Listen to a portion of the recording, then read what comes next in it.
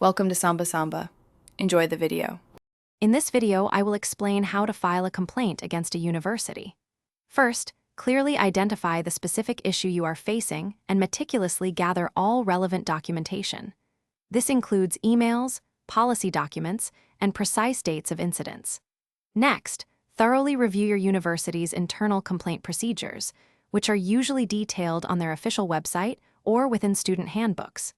Before initiating a formal process, always try to resolve the issue informally with the department or individual directly involved.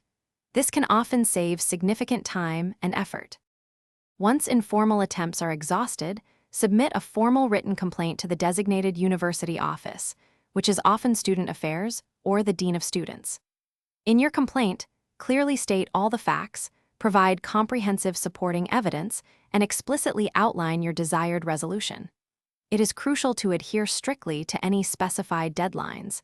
These can sometimes be as short as 30 days from the date of the incident, so prompt action is essential to ensure your complaint is considered. Should the internal university processes fail to resolve your complaint satisfactorily, it's time to consider external bodies. These might include an accreditation agency, which oversees the quality of educational institutions, or a state higher education board. You must research the specific external agency that has jurisdiction over your university's type and geographic location.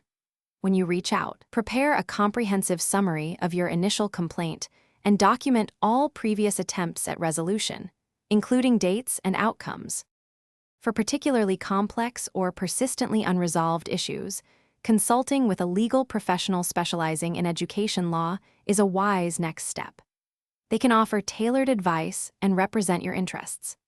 Additionally, explore alternative dispute resolution methods such as mediation or arbitration services, which can sometimes provide a quicker and less adversarial path to resolution. It is important to understand that pursuing full legal action can be a lengthy and costly process, potentially extending over several months or even years, so weigh your options carefully.